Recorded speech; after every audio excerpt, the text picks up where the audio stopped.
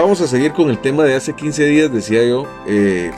Tenemos situaciones en el horizonte difíciles, no solo como nación, como Guatemala, sino a nivel mundial, ya que hay planes para que nuestros países sean sojuzgados por un nuevo sistema económico y político.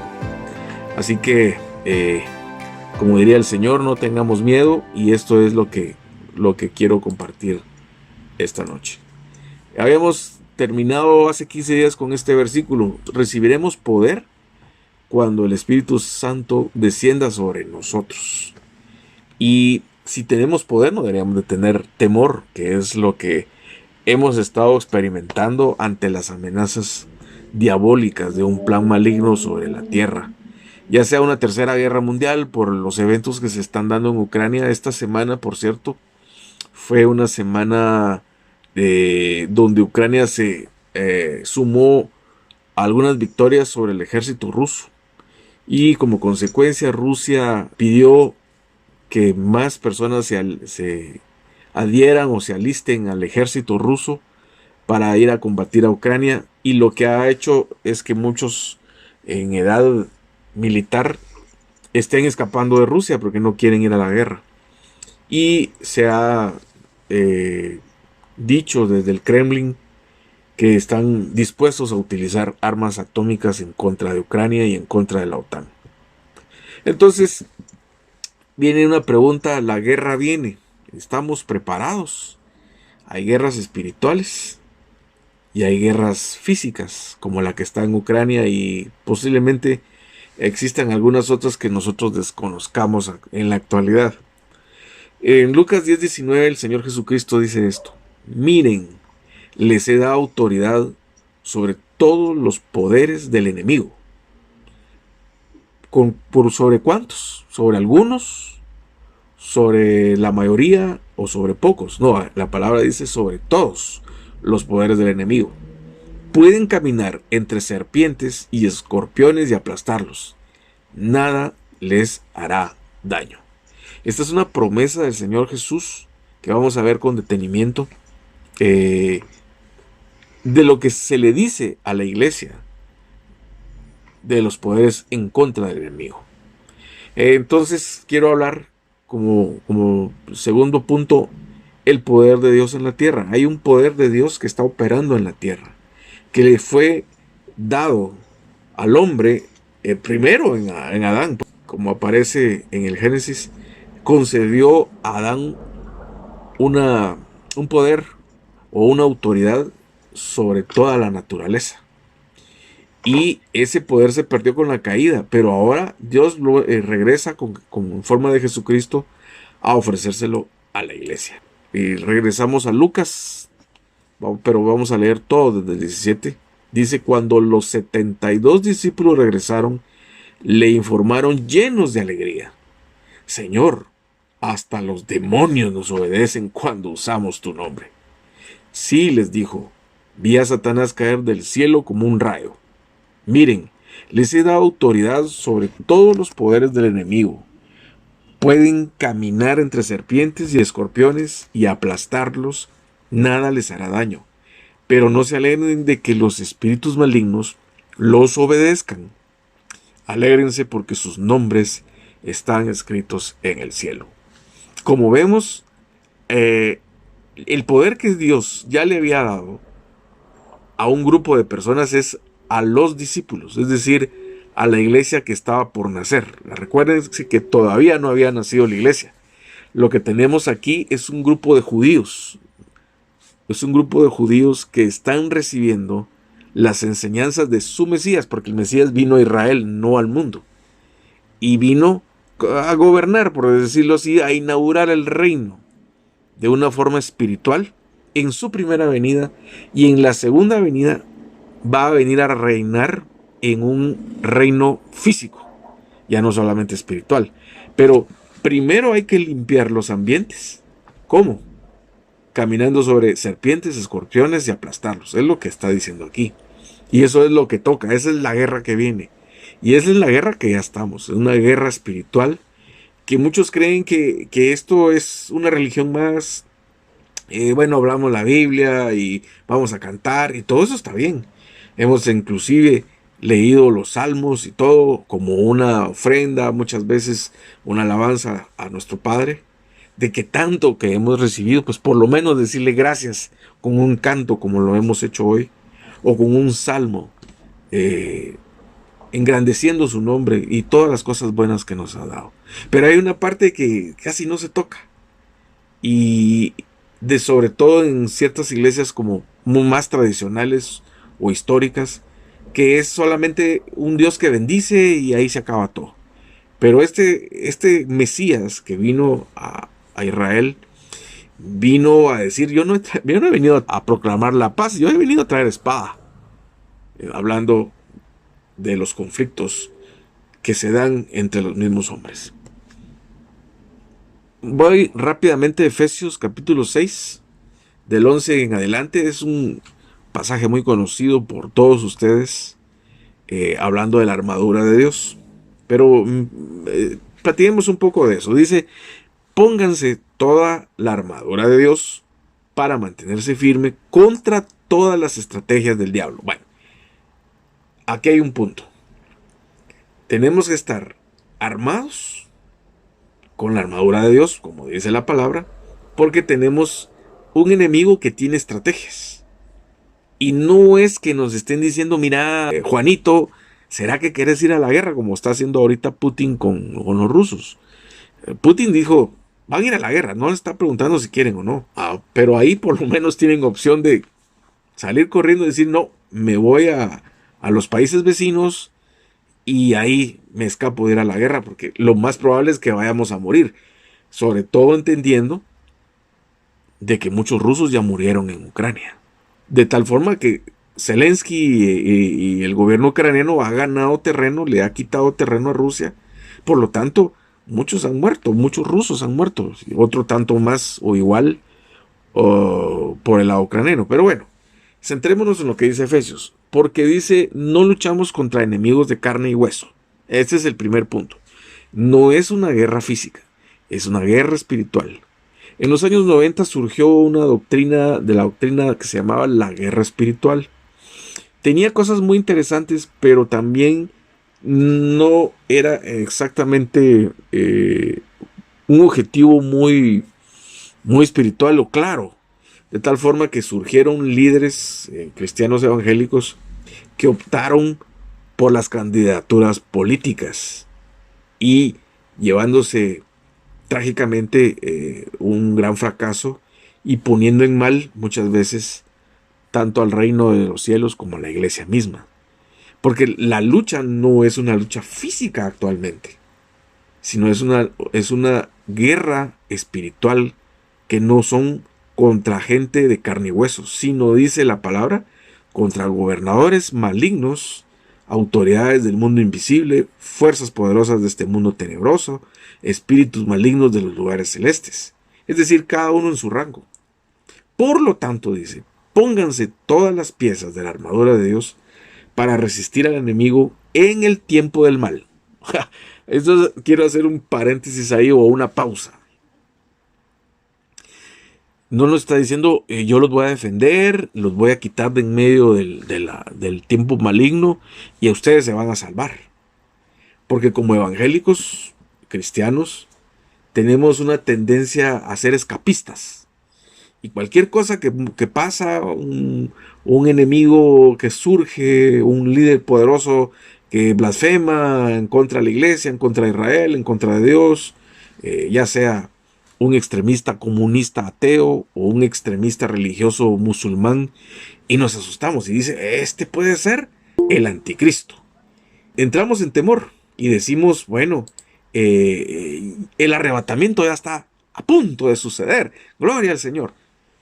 Y no tomamos en cuenta lo que dice aquí, resistir al enemigo en el tiempo del mal. Lo que nos está diciendo el Señor es que vamos a tener días malos. De hecho, ya los tenemos. Y lo que también podemos entender es que se va a poner peor. Pero no nos está diciendo que necesariamente nos va a hacer escapar de esa guerra espiritual. No, no, no. Todo lo contrario. Pónganse la armadura de Dios para poder resistir al enemigo en este mal tiempo. Así, fíjense pues, después de la batalla, cuando termine la guerra, todavía seguirán de pie firmes. Ay, ¿y el arrebatamiento? ¿Y ese sentimiento escapista evangélico? ¿Dónde quedó? Yo pensé que el Señor nos iba a quitar de ahí en medio. No, no, no. Hay una batalla que hay que pelear. El mismo apóstol Pablo dice que yo he peleado la buena batalla de la fe. Él la peleó en su tiempo y en contra sus propios enemigos espirituales. Y nosotros también tenemos una batalla. Cada uno de nosotros la hemos expresado en algún momento. Lo hablábamos con Anthony esta semana. Él me decía, ¿por qué habemos cristianos que estamos en situaciones difíciles? No sé si Anthony se recordará lo que hablamos hace poco. Y yo me quedé pensando en eso y dije, sí, es que el cristiano no la tiene fácil. El cristiano no la tiene. El impío no.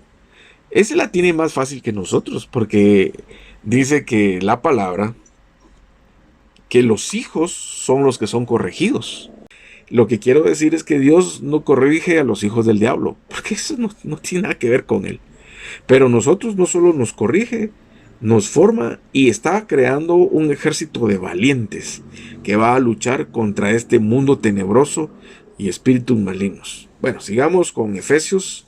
Entonces dice, después de la batalla, o sea, después de la guerra, todavía seguirán de pie y firmes. Miren esto, defiendan su posición, poniéndose el cinturón de la verdad y la coraza de la justicia de Dios. Pónganse como calzado la paz. Dice, pónganse la salvación como casco y tomen la espada del Espíritu, la cual es la palabra de Dios. Ahora, si ustedes se están dando cuenta, está describiendo varios ítems de un soldado. De un soldado de la época de Jesucristo o de los apóstoles. Un casco, una coraza. En este tiempo no existen las corazas, pero sí se llaman chalecos antibalas. Un cincho. ¿Qué más pone? Zapatos. Y un escudo. Pues los soldados de ahora tal vez no tienen escudo, pero los policías sí, sobre todo los antimotines, tienen unos escudones grandes para repeler las pedradas que les tiran muchas veces. La pregunta es, ¿para qué nos están dando eso? Para decir, bueno, gracias Señor por el escudo, por la ametralladora espiritual que me diste y el casco, ahí los voy a guardar, de repente me pueden servir, ¿verdad? No, esa no es la situación. La situación es, estamos en una guerra y no vamos a ir en pijama para pelear. Tenemos que ir con un casco, con un equipo de soldado, a pelear la buena batalla. Entonces, pónganse la salvación como casco y tomen la espada del Espíritu, la cual es la palabra de Dios. Oren en el Espíritu en todo momento y en toda ocasión. Manténganse alerta y sean persistentes en sus oraciones por todos los creyentes en todas partes. Este último versículo lo voy a volver a tocar porque es muy importante. Orar en el Espíritu en todo momento. Entonces repasemos las armas. Un cinturón que es la verdad. Una coraza o un chaleco antibalas que es la justicia de Dios. Es decir, los dardos ahí no van a poder pasar. ¿Cuál es la justicia de Dios? Que tú ya fuiste perdonado. ¿Cuál es la verdad? Que Jesucristo es el camino, la verdad y la vida. El calzado de la paz, las botas de los militares, si ustedes quieren, es llevarle al perdido una buena noticia. Que puede salvarse de la condenación eterna y ser inscrito en el libro del Cordero de la Vida. Y llevar un escudo para repeler los dardos del enemigo. En esta versión dice las flechas encendidas del diablo. O en términos más modernos serían los balazos del diablo. ¿Y cómo es que funciona la fe? Bueno, la fe es, lo que vamos a ver es, si tuviéramos fe como un grano de mostaza, que fue lo que vimos hace 15 días, le diríamos a este monte, quítate de ahí y échate al mar, creyendo que ese monte también son nuestros enemigos espirituales. Y la salvación como casco, es decir, el diablo te va a mandar unos balazos o unos dardos que te van a decir, Vos no sos salvo. ¿Quién dice que sos salvo? Mira la vida que llevas. Todavía se te salen las malas palabras, chistes de doble sentido. Te das cuenta de que sos salvo. Ponete tu casco, eso sí. Ponete a cuentas con Dios y ve sacando la basurita de tu vida que en algún momento todos hemos tenido y ha sido frustrante para los cristianos decir, ay Señor, ¿cuándo me voy a quitar estos pensamientos cochinos? ¿Cuándo me voy a quitar estas palabras maldicientes? O estas palabras obscenas o lo que sea. Entonces, pónganse ese casco creyendo que Dios ya nos salvó, a pesar de lo que somos, y sabiendo que tenemos que transformarnos conforme a la renovación de nuestro entendimiento, que también el entendimiento está aquí y el casco que casualmente está aquí. Tomar la espada del Espíritu. La espada del Espíritu no es como las anteriores, no es un escudo, no es un casco, no es un chaleco antibalas. Los cascos, los chalecos antibalas y todo lo demás es para repeler, pero la espada del Espíritu es para atacar. Aquí, todo lo anterior es para quitarnos los balazos del enemigo, pero la espada del Espíritu es nuestra ametralladora, es con que vamos a dispararle al enemigo y el enemigo va a salir huyendo o va a salir destruido. La espada del Espíritu es la palabra de Dios. Ahora, orar en el Espíritu en todo momento quiere decir orar en lenguas, orar pidiendo la guianza del Espíritu Santo, no solamente en lenguas, también con el entendimiento, pero siendo guiados por el Espíritu para saber qué pedir, cuándo pedir y cómo pedir. Así que hago un énfasis en esto. Ponernos la armadura de Dios no es opcional. Estamos en medio de una guerra. Estás oyendo que te silban las balas por los oídos, y si no te quieres poner tu casco, no después cuando estés revolcado en el pecado digas, ay sí, fallé y todo. Bueno, a todos nos ha pasado, en algún momento hemos fallado. Y tenemos que ser conscientes que no hemos usado nuestro equipo de soldado espiritual para repeler los ataques del enemigo o para atacar al enemigo mismo. Hay unos antecedentes que me parecen interesantes poderlos compartir sobre guerreros. David fue un gran guerrero, como ustedes saben.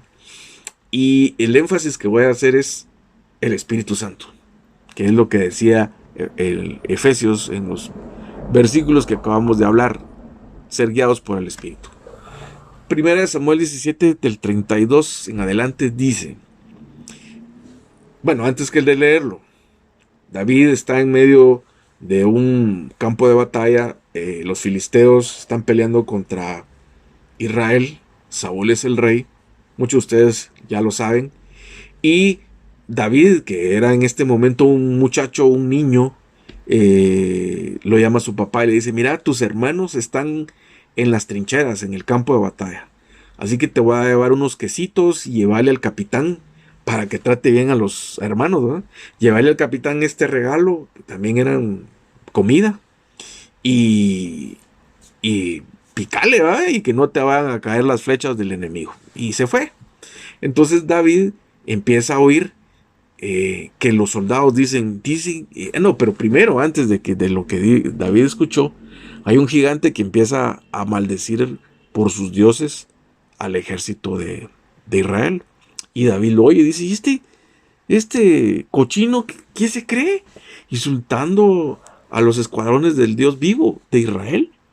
Y entonces es cuando él escucha una plática entre soldados que dicen, fíjense que el rey Saúl le va a dar una de sus hijas en casamiento al soldado que se atreva no solamente a retar a un gigante que se llama Goliat, sino matarlo al mismo tiempo. Y entonces dicen, la recompensa está buena. David escuchó y dijo, tener a la princesa del reino de Israel es una oferta muy interesante. Entonces, para no hacerlo muy largo, David llega con Saúl. Y David, el muchacho, y el rey Saúl, ¿verdad? En polos opuestos de la sociedad israelita del momento, le dice, rey Saúl, no te preocupes por este filisteo, yo voy a ir a pelear contra él. Saúl dice, no seas ridículo, no hay forma de que tú puedas pelear contra ese filisteo y ganarle. Tú eres tan solo un muchacho y él ha sido un hombre de guerra desde su juventud. En otras palabras, vos nunca has agarrado un arma. Y este Goliat tiene curso de Caibil avanzado y boinas negras en Estados Unidos y es SEAL y le sacó todo el currículum, ¿no? Y por si eso fuera poco, estuvo también en los Spetsnaz en Rusia y se echó el discurso. Y el rey Saúl temblando, ¿no? Y David sin ni una medalla en el pecho, sin ni una batalla, y él quería ir a pelear contra el gigante. Pero David dice que insistió y dijo: he estado cuidando las ovejas y las cabras de mi padre. Cuando un león o un oso vienen para robar un cordero del rebaño, yo lo persigo con un palo y rescato el cordero de su boca. Es decir, ya lo tienen en la boca o en la trompa, como podemos decir, porque los animales tienen trompa. Entonces dice que del hocico les quitaba las ovejas a los leones y a los osos. Imagínense esa escena. Ahora dice: si el animal me ataca, lo tomo de la quijada y lo golpeo hasta matarlo con la mano. Dice: lo he hecho con leones y con osos y lo haré también con este filisteo pagano, porque ha desafiado a los ejércitos del Dios viviente. El mismo Señor que me rescató de las garras del león y del oso, me rescatará de este filisteo. Así que Saúl por fin accedió y dijo: va, está bien, pues, adelante, y que el Señor esté contigo. Y el resto de la historia ya la sabemos. David derrota a Goliat, se queda con la princesa y tiene ya un pie, ya tiene un pie dentro del reino, un pie adentro del palacio del rey y está muy cerca del trono. ¿Cómo lo logró? David dice en otras partes de Samuel, venía sobre él el Espíritu Santo. Y cuando un animal de estos, leones o osos, atacaban a las ovejas que él cuidaba, por medio del Espíritu derrotaba a estos leones y a estos osos. Que casualmente, primero, David es figura del Mesías, y entre los enemigos vistos por Daniel, primero hay un león y después hay un oso. Algún día tal vez pueda platicarles sobre eso, pero esa es otra historia que lo pueden ver en el libro de Daniel. Hay un antecedente más. Vamos a hablar un poquito de Sansón. En Jueces 14:19 dice que el Espíritu del Señor vino con poder sobre Sansón, quien descendió a la ciudad de Ascalón, mató a 30 hombres, les quitó las pertenencias y dio ropa a los hombres que habían resuelto el acertijo. Pero Sansón estaba furioso por lo que había sucedido y se volvió a la casa de sus padres a vivir con ellos. Tal vez lo último del versículo no es tan interesante como lo primero, que el Espíritu del Señor vino con poder sobre Sansón, y por medio de ese Espíritu mató a 30 hombres solo él. Ese es un antecedente interesante. El Espíritu del Señor. Ojo con eso. Más adelante en el siguiente capítulo volvemos a encontrar otra vez al Espíritu del Señor y a Sansón. Dice: cuando Sansón llegó a Lei, los filisteos salieron gritando de triunfo. Sin embargo, el Espíritu del Señor vino con poder. Fíjense que vino con poder sobre Sansón. Y él rompió las sogas que tenía atadas en los brazos como si fueran hilos de lino quemados y cayeron de las muñecas. Entonces tenemos dos personajes del Antiguo Testamento que el Espíritu de Dios ha venido con poder para derrotar a sus enemigos. Uno fue David y otro fue Sansón. Quiero leerles la carta del apóstol Pablo a Efesios. En el capítulo 1 dice: y ahora ustedes, los gentiles, también han oído la verdad, la buena noticia de que Dios los salva. Además, cuando creyeron en Cristo, Dios los identificó como suyos al darles el Espíritu Santo, el cual había prometido tiempo atrás. Ahora miren esto. El Espíritu es la garantía que tenemos de parte de Dios de que nos dará la herencia que nos prometió y de que nos ha comprado para que seamos su pueblo. Dios hizo todo esto para que nosotros le diéramos gloria y alabanza. O sea, el Espíritu Santo es la promesa de Dios de Cristo para nosotros. Dice que lo prometió desde tiempo atrás, pero también es la garantía de que somos salvos y que tenemos una herencia en el cielo, en el reino de los cielos, y que el mismo Dios nos ha comprado para que seamos su pueblo. Es decir, les voy a adelantar parte del reino, diría Dios. Les voy a dar mi propio espíritu. Lo más preciado que tiene juntamente con el Hijo es el Espíritu Santo. Y lo más profundo, según dice la palabra. Ahora veamos algo de ser lleno del Espíritu y lleno de poder. Quiero hacer énfasis como la parte más importante del tema, esto. No quiere decir que lo demás no. Lo de la armadura espiritual lo tienen que tomar en cuenta y lo tienen que poner en práctica. Lo tenemos que poner en práctica. Pero miren esto, llenos del Espíritu para tener poder. Lucas 4 nos narra que Jesús es llevado por el Espíritu Santo al río Jordán. Pero antes de Lucas 4, posiblemente en el capítulo 3, nos narra de la obediencia que Jesucristo hizo, de los puntos que tenía que hacer. Es decir, él no tenía por qué irse a meter a ser bautizado, porque el bautismo era un bautismo de arrepentimiento. ¿Qué pecados tenía Jesús para irse a arrepentir? Sin embargo, nos puso el ejemplo. Y él fue bautizado por Juan el Bautista. Y siendo bautizado por Juan el Bautista, también recibió el bautismo del Espíritu Santo, porque se abrieron los cielos y descendió el Espíritu en forma de paloma sobre él. Eso creo que todos lo hemos leído. Bueno, posteriormente de esos dos bautismos, entonces dice lleno del Espíritu Santo. Lleno del Espíritu Santo. Hago un énfasis en esto. Regresó del río Jordán y el Espíritu lo llevó al desierto. ¿A qué lo llevó? Bueno, lo que lo llevó fue a tener un ayuno. Pero en el ayuno apareció el enemigo y lo estuvo tentando por lo menos 3 veces.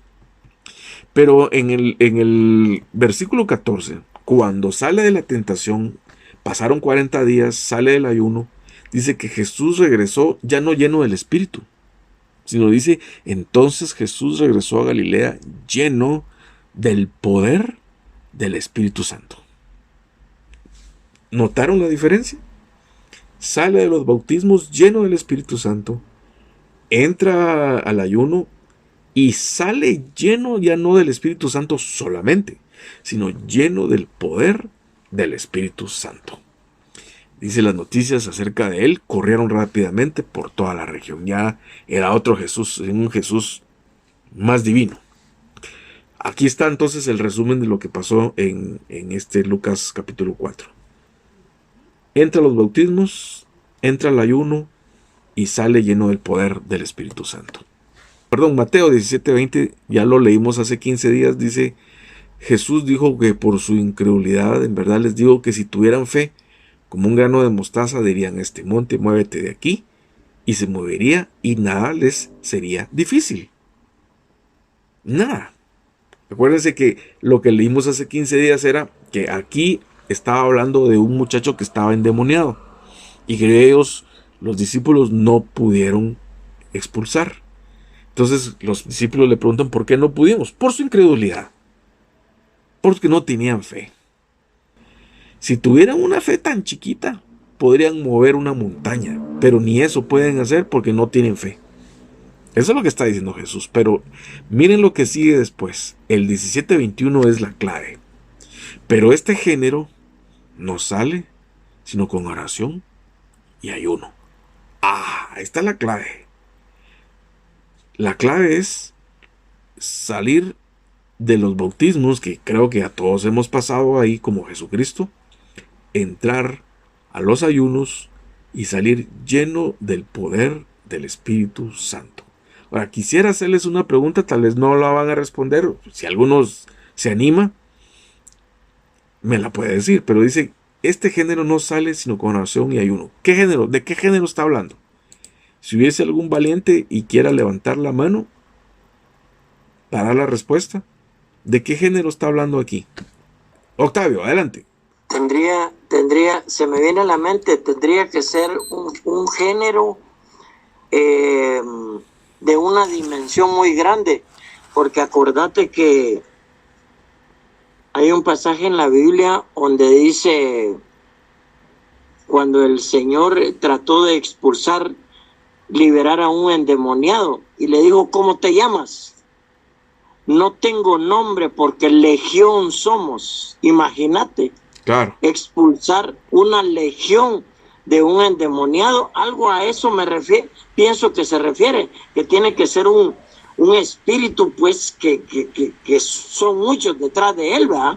Entonces no va a salir con una simple oracioncita, sino que oración y ayuno, y como decís vos en tu estudio, verdaderamente, si contamos, ¿por qué no decirlo?, con el poder de Dios para hacer tal magnitud de ordenamiento, ¿eh?, hacia un demonio.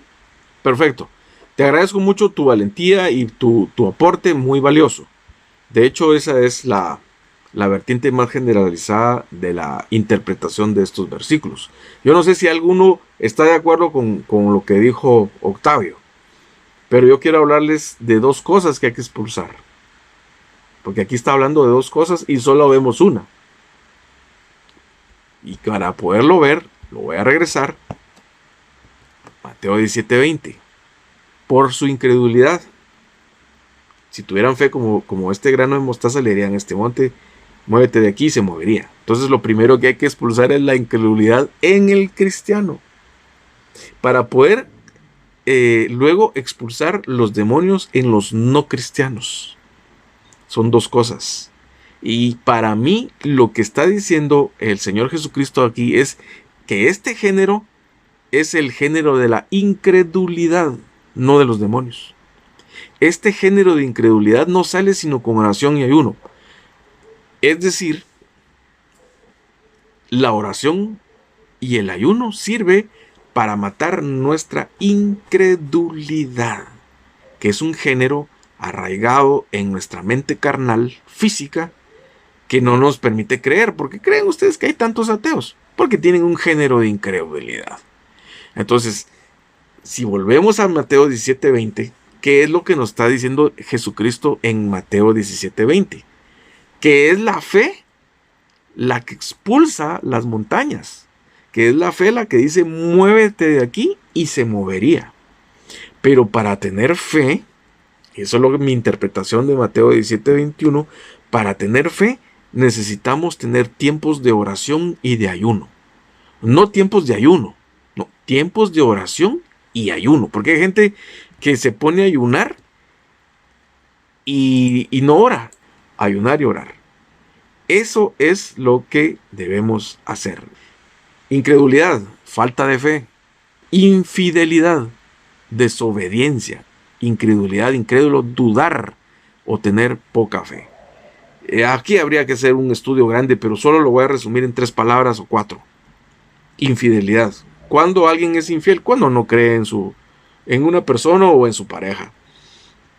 Es decir, Adán y Eva pecaron porque no le creyeron a Dios. Les dijo, si se comen ese fruto se van a morir.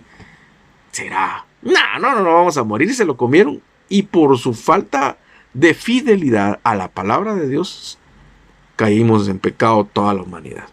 Y ahora hablemos de la fe, que es lo contrario de la incredulidad. Fíjense en las palabras. La griega falta de fe es apistía.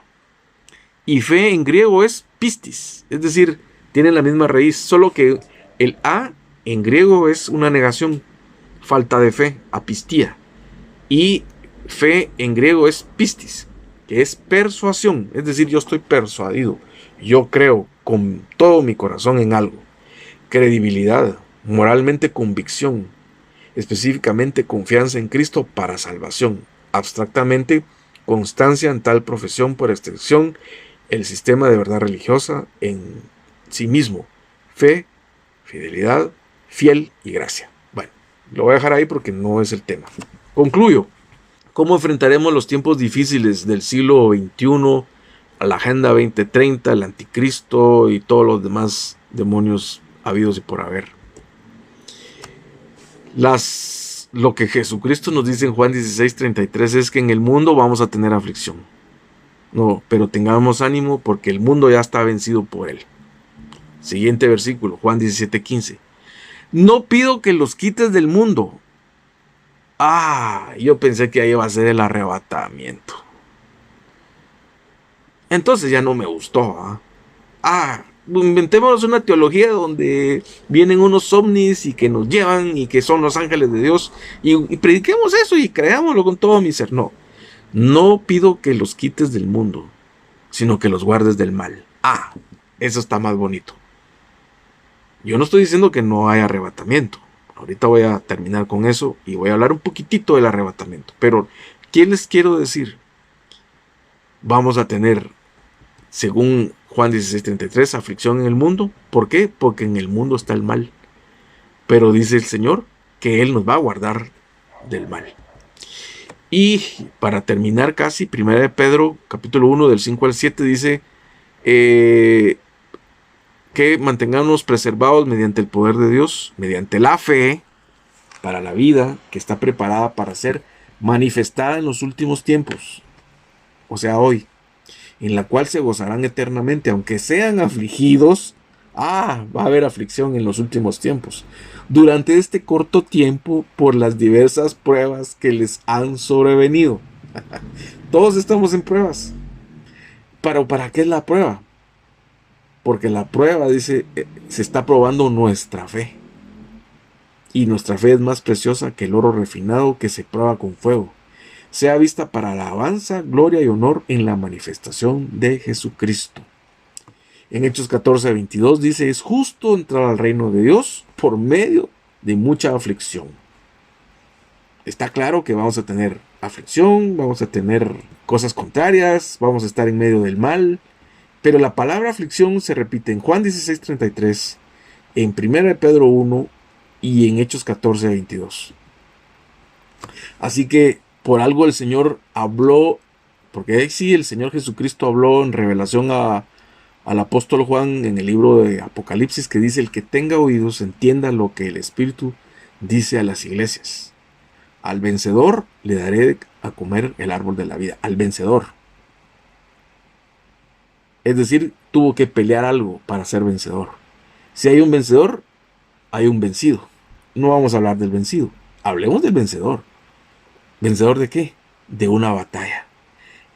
Al vencedor es el que le van a dar de comer en el árbol de la vida. Y hay otros pasajes de Apocalipsis que no voy a leer porque ya leímos Apocalipsis en su momento, que hablan de lo que el vencedor merece, según el Señor Jesucristo.